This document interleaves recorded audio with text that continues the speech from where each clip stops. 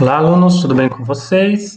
Vamos agora iniciar nosso curso, tá? Ao longo desse curso a gente vai ver todas as facetas aí de circuitos elétricos à base de corrente contínua, mas eu gostaria de começar o nosso curso, né, falando dos aspectos históricos da eletricidade, porque é uma coisa que está embrenhada em nosso cotidiano, mas muitas vezes a gente esquece de fazer revisar os aspectos históricos e muita gente, assim, devotou anos de sua vida, né, para hoje a gente ter um conforto, usar vários equipamentos eletrônicos, tá bom?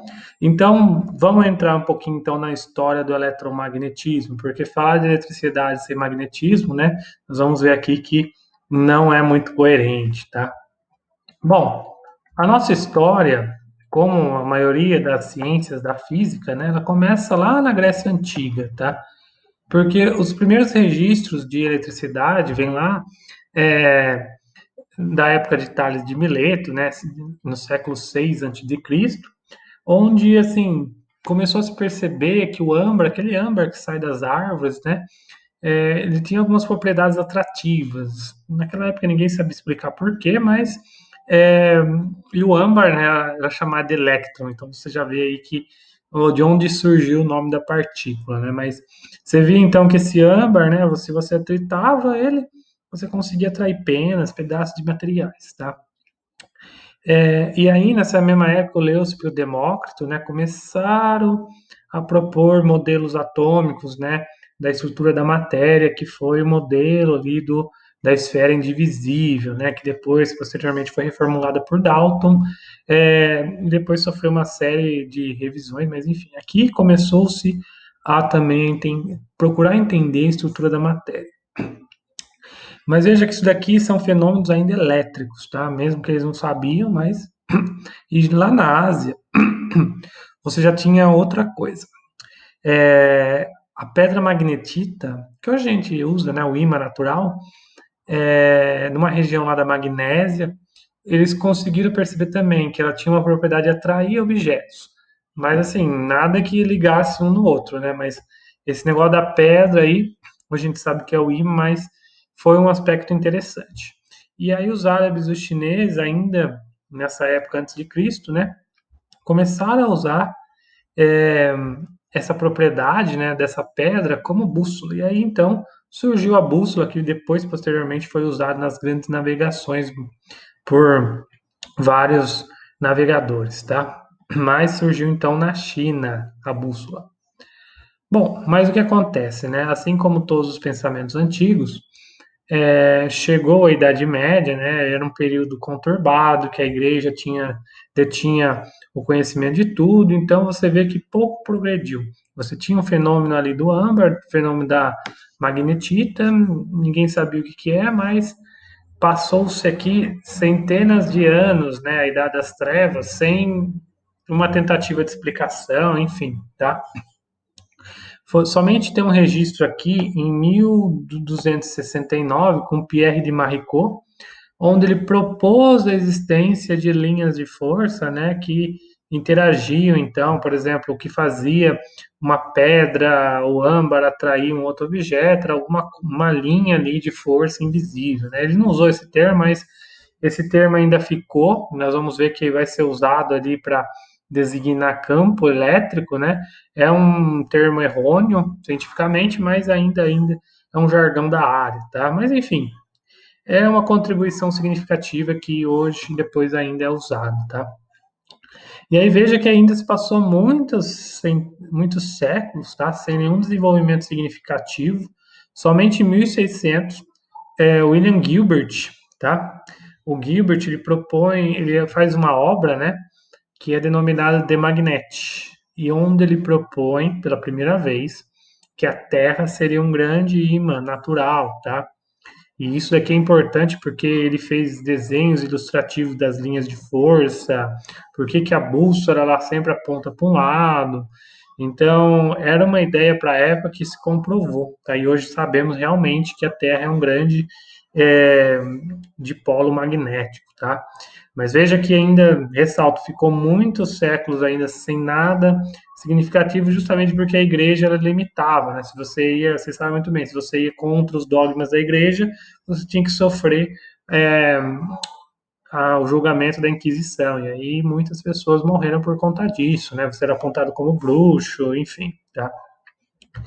Bom, mas aí em 1600 em diante, a história ela muda, porque a história começa a ver o Renascimento, alguns pensamentos filosóficos onde o humano, a ser humano, é capaz de entender a natureza. Então você vê que nessa época em diante, aí sim começa uma retomada aí do desenvolvimento científico nessa área, tá? E aí, em 1660, o Otto Guericke, ele fez a primeira máquina eletrostática a partir de atrito, né? Então você tinha uma bola que girava, você encostava uma outra bola ali, você por atrito você mantinha. Isso daqui foi importante porque muito posteriormente, muitas décadas depois, ainda se usou a máquina eletrostática de Guericke, né, para produzir eletricidade. Então você ia lá, atritava o material, ele começava a ter essa propriedade elétrica, e aí você podia fazer seu experimento, né, ver se ele atrai objetos e tudo mais. Então, na época, né, não tinha bateria, não tinha gerador, né, você usava a máquina eletrostática para você carregar um corpo. E aí você carregava o corpo e aí você fazia o seu experimento, tá? Então, na época era o que tinha melhor aqui para você trabalhar, tá? Mas andando ainda mais um pouquinho, aí chegamos no século XVIII. No século XVIII, aí aqui é interessante, porque aqui começa as primeiras ideias para tentar uma explicação fenomenológica para a eletricidade, tá? Esquece um pouco o magnetismo, vamos falar de eletricidade. Então, o Stephen Gray, é, ele fez vários experimentos, ele era um experimentalista muito bom, tá? Aqui está uma ilustração bem engraçada do experimento dele. Ele percebeu que existem materiais que conduziam eletricidade e outros não. E aí foi chamado de condutores, outros isolantes, tá? E hoje nós sabemos isso. Então, o Stephen Gray ele foi importante porque ele estudou vários tipos de materiais. Nós vamos estudar a série triboelétrica, você vai ver que basicamente veio dos trabalhos do Gray, tá? Mas na época dele surgiu uma era interessante que era a era dos eletricistas, ou seja, todos esses pensadores, né, eles conseguiam manusear a eletricidade, né, através desses fenômenos eletrostáticos, carregar aqui, atrair objetos, tudo mais. E além disso, eles usavam isso como um show mesmo, sabe? Como uma performance artística. Então, os eletricistas, você contratava para um evento, para uma festa, ou uma apresentação na rua, e eles ganhavam dinheiro com isso, né? Fazendo apresentações, usando princípios de eletrostática, né?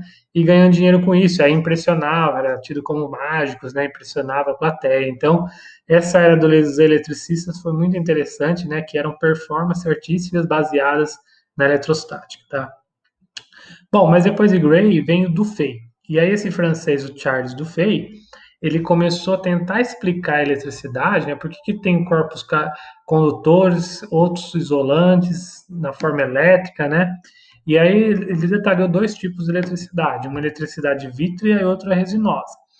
Uma eletricidade que vem dos materiais, né, do vidro, por exemplo, e outras das resinas. Por que que acontece? Quando você atrita, né, um vidro com uma resina, você tem ali um corpo carregado, né? Um corpo, e aí ele fez vários experimentos. Ele viu que um corpo podia atrair, outro repelia um outro tipo de objeto e tudo mais, né? Então, com isso ele denotou que existiam dois tipos de eletricidade, tá? Que aí ele chamou de vitre resinosa, tá? E aí depois vem esse Peter van Musschenbroek, lá na Holanda, né? Em 1746, então ele faz a garrafa de Leyden. Essa garrafa de Leyden é importante, está aqui um desenho dela exemplificando, porque ela é um dos, né? Ela não é o primeiro, mas é um dos primeiros capacitores, né? Nessa garrafa ela armazena energia elétrica, né? Ela é como se fosse um capacitor, então você consegue armazenar. E o grande vantagem é que, assim, nessa época, para você fazer um experimento de eletricidade, você precisava pegar a máquina eletrostática, tritar, né, o seu objeto, e aí você carregava ele, e aí você precisava caminhar até o laboratório, até um outro lugar e fazer seu experimento, né? Isso era laborioso. Com a garrafa de Leyde, você conseguia armazenar essa propriedade elétrica. Então, você ia lá, carregava a garrafa de Leyde, você guardava no armário, né? E podia no outro dia fazer seu experimento tranquilamente, né? Então, essa garrafa de Leyde foi um avanço importantíssimo que deu um up muito bom aqui nas pesquisas de eletricidade, tá? Mas andando mais um pouquinho, chegamos então aí já na segunda metade do século XVIII, e aqui sim tem o Renascimento, né, que grandes pesquisas começam a acontecer em todas as áreas. Você vê termodinâmica, mecânica, enfim, muita a química, muita desenvolvimento teve nessa época. E aí você vê que toda aquela era dos eletricistas, né, muito do conhecimento da época ainda era retido na Europa, tá? E aí o que aconteceu? No final do século XVIII, os americanos tentaram não ficar para trás, né, os Estados Unidos, e tentar fazer também, né, o seu desenvolvimento científico e tecnológico. E aí vem o Benjamin Franklin. O Benjamin Franklin, na verdade, ele tinha uma formação, né, uma expertise com ações financeiras, né, bancárias e tudo mais, tá? Mas ele gostava muito dessa área científica também. E o que acontece? Ele fez um experimento que ficou famoso, né, que é o famoso experimento da pipa, né, que aí ele ligava uma chave aqui e uma garrafa de Leyde, e aí nesse experimento, né, é uma lenda se ele fez mesmo, mas com certeza os alunos, os discípulos deles fizeram, né, mas a ideia é a seguinte, com a pipa num dia chuvoso, né, a pipa ela sofre uma descarga elétrica de um raio, e aí ele carrega a garrafa de Leyde, ou seja, ele comprova, né, que o raio é uma forma de eletricidade. Você vê aqui a ideia que é comprovar que aquilo que você fazia, né, com uma pedrinha tritando, essa propriedade você conseguia ter também na natureza, né? Então foi uma coisa fantástica. E foi até por isso que ele desenvolveu o para-raio. O para-raio é dado como criado por ele, né? E aí o que acontece? Ele tentou também explicar isso, só que como ele era bom na parte financeira, na economia, então ele tratou de trabalhar, né, não com dois fluidos, mas com um. Então, para ele, você tinha um fluido de eletricidade, o corpo que tinha mais, ele era positivo, o corpo que tinha menos, ele ficava negativa, né? Então, esse fluido ele explicou em termos de positivo e negativo. E veja que essa nomenclatura positivo e negativo é o que a gente vai usar até hoje, tá? Se ele tivesse chamado de bolinha e quadrado, talvez hoje estaria chamando de bolinha e quadrado, mas o positivo e negativo ficou, então, nós usamos até hoje para estudar eletricidade. Tá?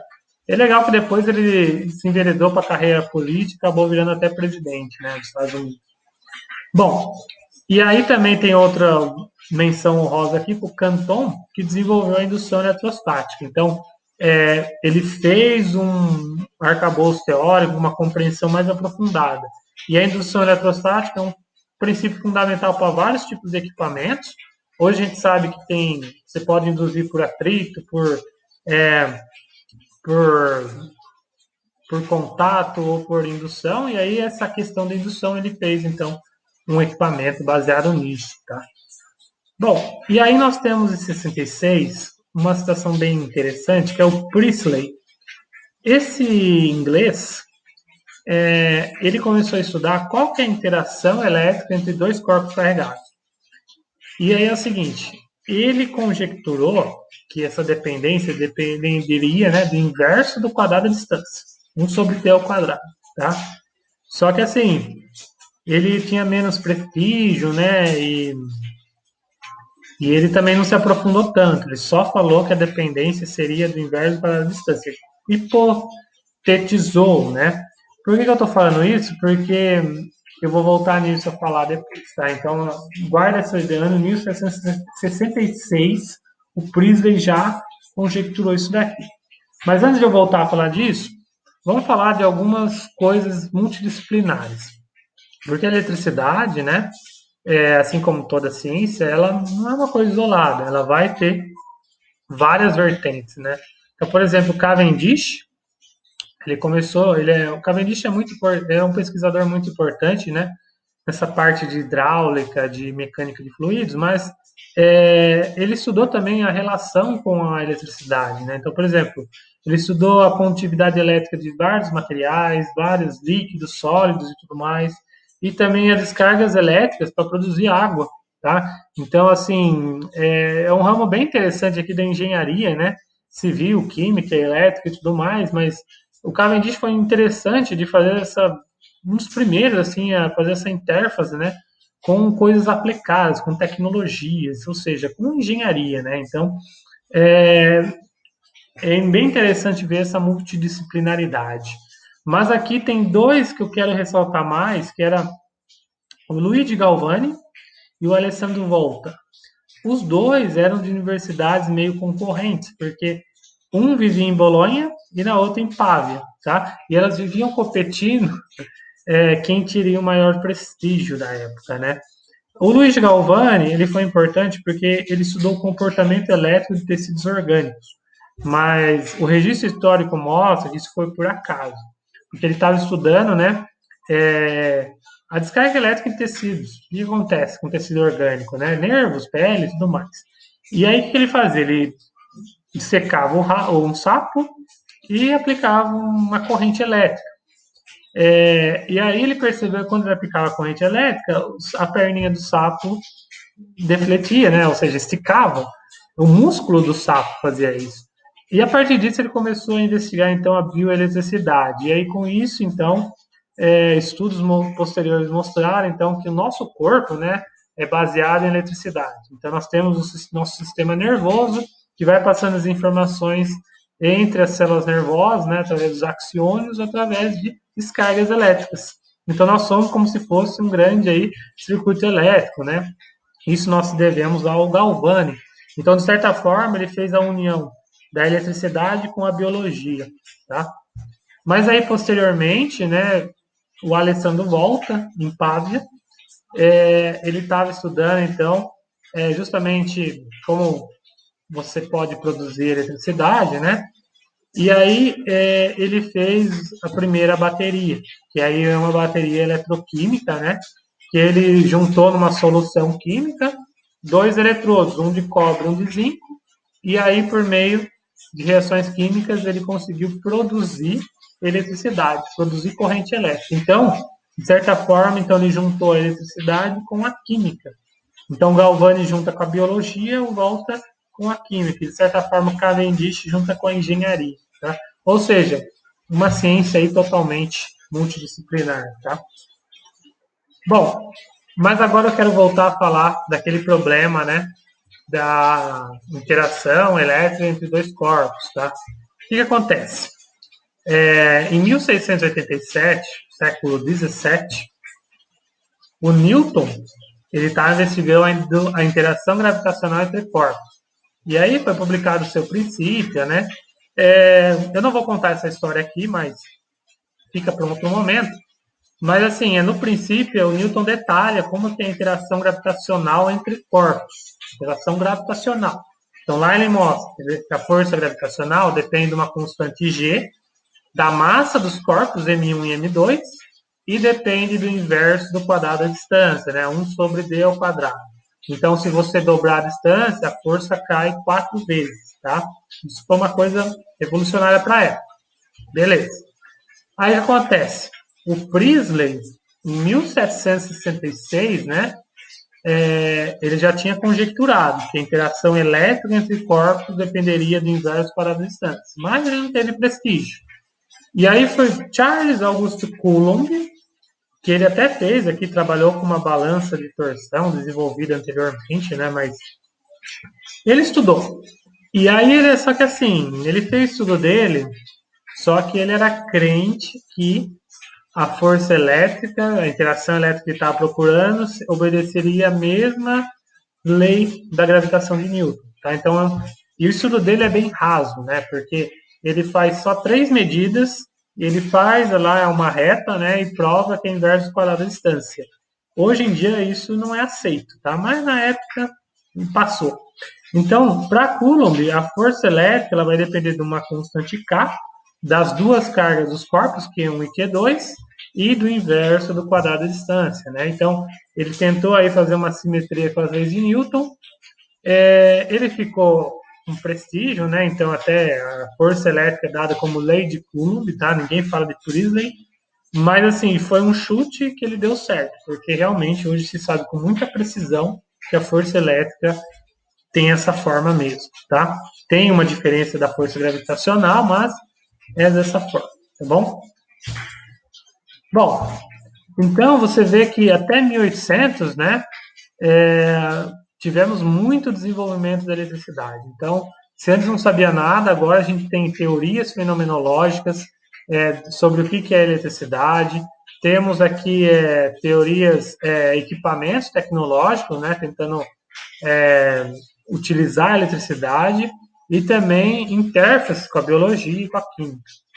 Aí na virada do século 18 para 19, né, a partir de 1800, começou-se o século com uma revolução, porque em 1820 o Ørsted ele estava estudando a corrente elétrica, né, sobre um fio.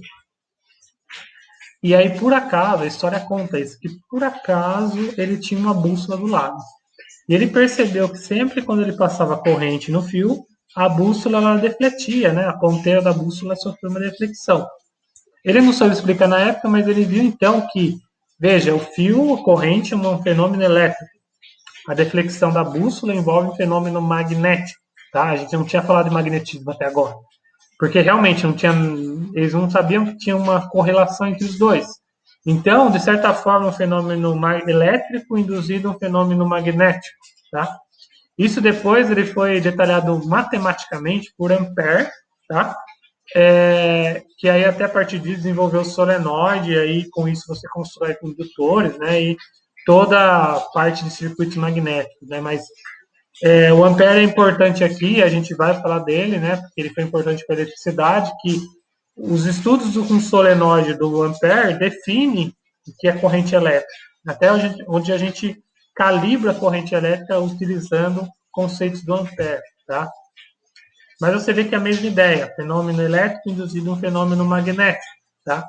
E aí, mesmo assim, não sabendo aprofundadamente o que era, e aí começou na década de 30 a surgir com Henry, né, os primeiros conceitos de indução eletromagnética, ou seja, você induzir, né, fazer essa interação, né? Imagina essa deflexão da bússola é uma deflexão mecânica, então de certa forma você consegue construir um equipamento que ele faça algum tipo de trabalho mecânico, né? Utilizando um fenômeno elétrico, é uma passagem de corrente. Com isso, então, começa a surgir um boom de tecnologias, tá? E aí, antes de falar da era de tecnologias, né? Vamos ainda falar de ciência básica, né? Então, começou -se a perceber, então, que a eletricidade afetava o magnetismo, né? E aí, ainda na década de 30, você tem o George Ohm, que aí ele estuda extensivamente, né, como que é a dependência dessa corrente com o potencial elétrico, você mudando material, você mudando tipo de fio, comprimento de fio, enfim. As contribuições do Ohm foram importantíssimas para a eletricidade, inclusive nesse curso a gente vai falar bastante dele, tá? Então, aqui começou-se mesmo a usar um método científico para você tirar, né, informações sobre a natureza da eletricidade. E aí vem depois o Michael Faraday, e o Faraday tem uma história interessante que ele não tinha estudo. E aí ele vai trabalhar como assistente de laboratório para o Amp Dreyfus, e lá ele aprende várias coisas experimentais. Ele não era um bom matemático, mas era um bom experimentalista. Então lá ele fez realmente progressos importantíssimos sobre o eletromagnetismo. Então ele assim, ele foi o que chamou a atenção para o conceito de campo. Newton ele fez lá a teoria da gravitação, mas ele não soube explicar muito o efeito de campo.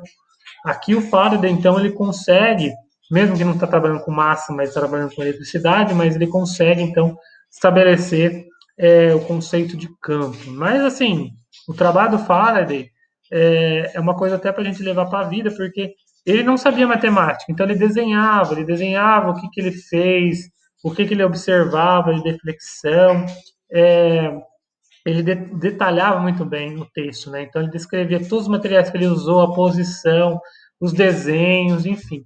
Então, o trabalho de Faraday foi um trabalho muito importante para o eletromagnetismo, e veja que mesmo sem saber matemática, tá, ele conseguiu, então, dar uma contribuição importante. Então, inclusive, também ele é lembrado, o nome dele vira unidade de medida em homenagem à seu trabalho, tá? E aí nós chegamos, então, em 64, já encaminhando para o final do século XIX, e aí vem o Maxwell. O Maxwell, ele também é importantíssimo. O Maxwell, ele está para o eletromagnetismo, assim como o Newton, a gente ouve falar da mecânica. Não sempre quando você fala de mecânica, você ouve falar de Newton. Aqui também. Quando você fala de eletromagnetismo, você vai ouvir falar de Maxwell. Ele é importantíssimo. Só que, assim, a vida de Maxwell é o oposto de Faraday. Se o Faraday veio de uma família humilde e ele conseguiu se erguer na vida, o Maxwell não. O Maxwell ele já veio de uma família é, com um bom recurso financeiro, então ele teve condição de estudar. O Maxwell ele virou um matemático, então ele sabia muito bem, né, como trabalhar com a matemática. E assim, ele estava muito entusiasmado com o trabalho do Faraday, do Ampère, do Ørsted.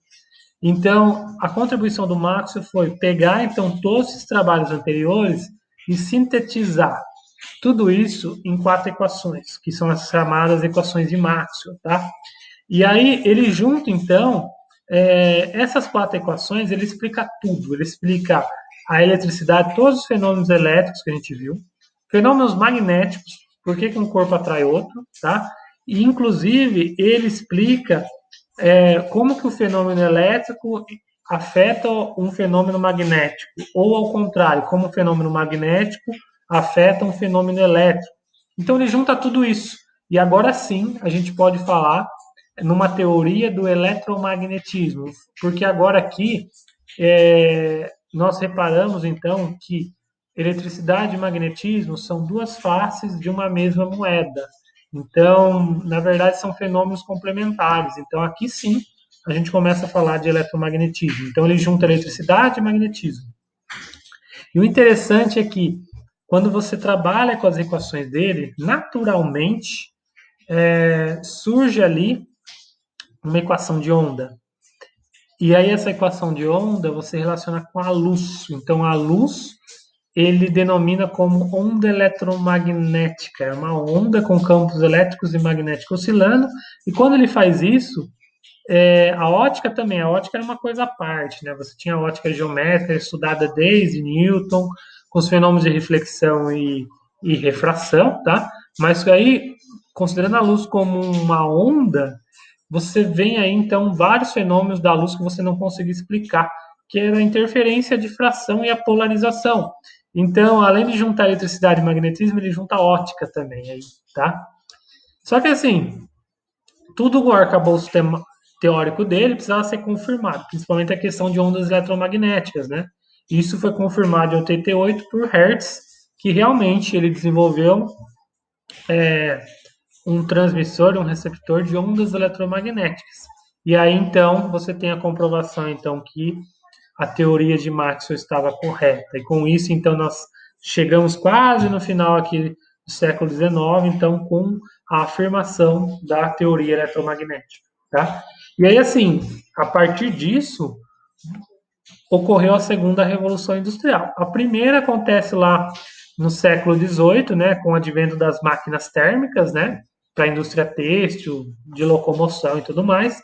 E a segunda revolução industrial acontece justamente no século XIX, por conta da teoria eletromagnética. Agora a ideia é não fazer máquina térmica, mas máquina elétrica, tá?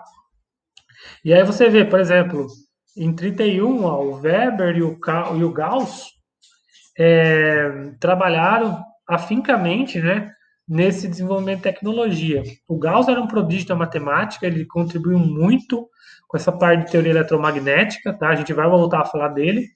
Mas você vê, por exemplo, começou o desenvolvimento do telégrafo. Veja que agora você não precisa de cabo, né, para transmitir informação. Com o telégrafo, você manda um sinal eletromagnético e você tem um outro receptor que vai receber. Então, aí isso aqui é uma vantagem crucial, né?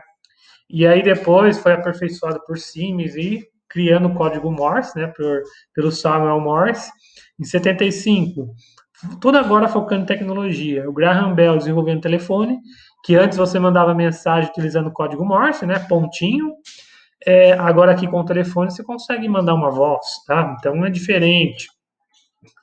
E aí você vê que esse advento de tecnologia também cresceu o número de patentes. Patentes para diversos tipos de equipamentos eletrônicos e tudo mais, tá? E aí surgiu um embate nos Estados Unidos que ficou conhecido pelas guerras das correntes. Para você, se você quiser saber um pouquinho mais, tem um filme bem interessante aqui, tá? Que surgiu recentemente, chama A Batalha das Correntes, que foca nisso. Mas basicamente é o seguinte: tinha vários equipamentos elétricos, né?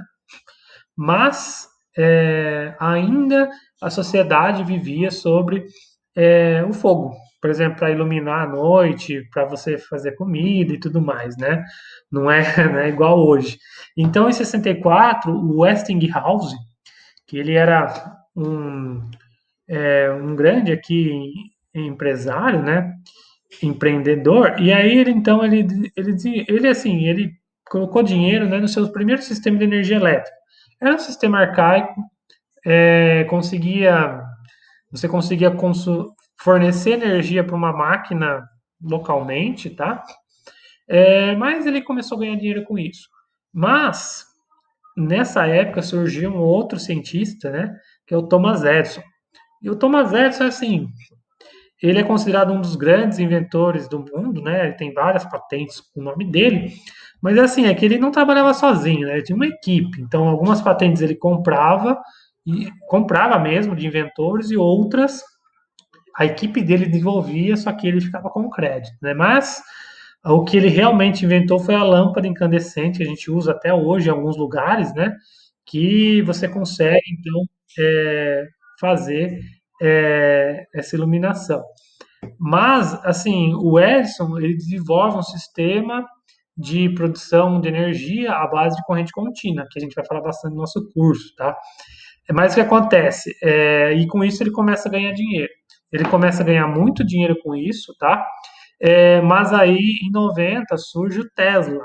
E aí o Tesla ele desenvolve o sistema de corrente alternada. E assim, se você quiser mais detalhes, você pode assistir o filme, né? Mas o sistema de corrente alternada se provou melhor para você transmitir energia, né? Para você fornecer energia para uma cidade inteira. Então, foi melhor.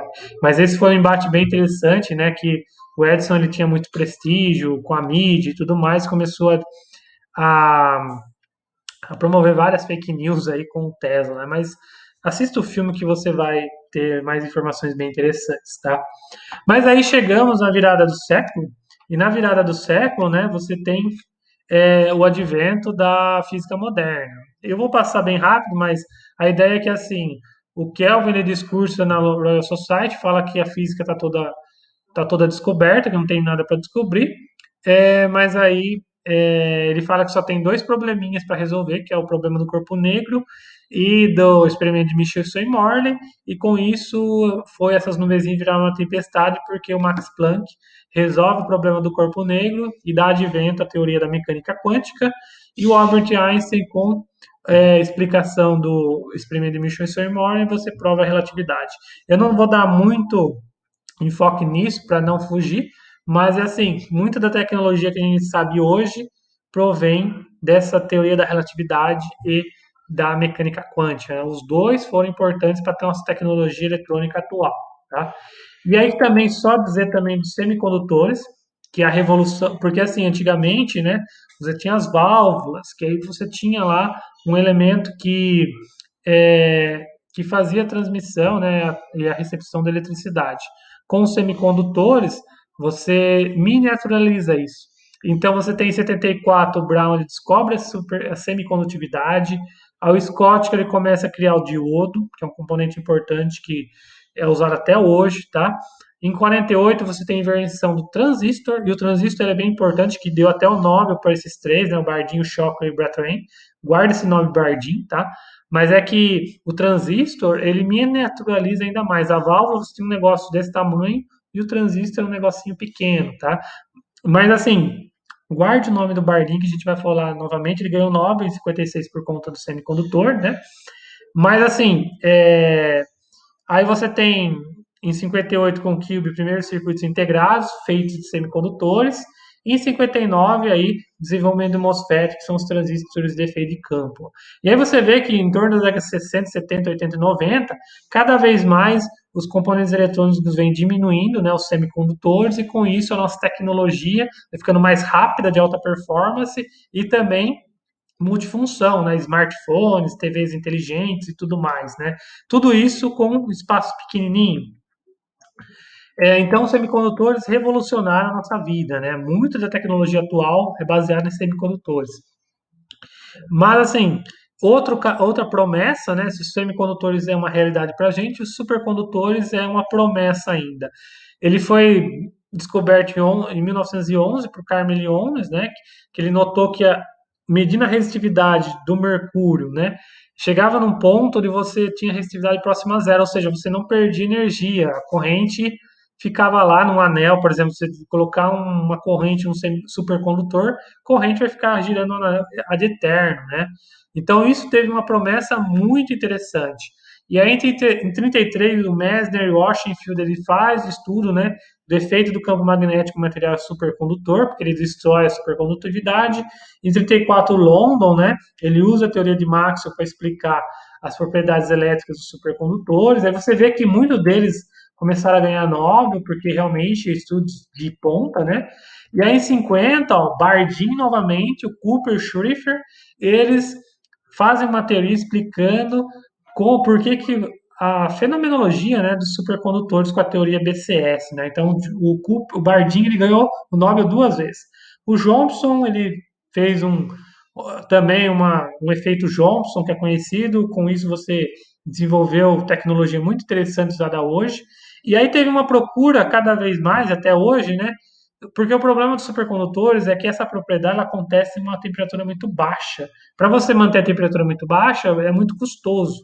Então, cada vez mais a corrida foi para você desenvolver materiais que tivessem esse fenômeno, temperaturas mais próximas da temperatura ambiente, né?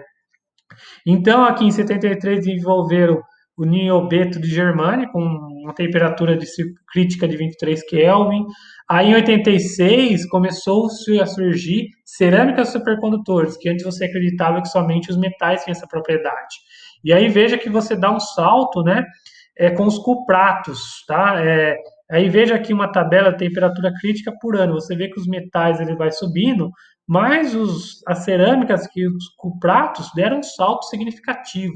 Então todo mundo começou a pesquisar cada vez mais, mas pouco avanço, né, você teve. Em 98, né, teve o consenso que ainda não se, e até hoje, né, ainda não se compreende totalmente o que acontece, o fenômeno de supercondutividade nos materiais cerâmicos. Nos metais, o BCS explica bem as equações de London, mas cerâmicas ainda não, tá bom? Bom, pessoal, então e com isso a gente encerra a nossa aula.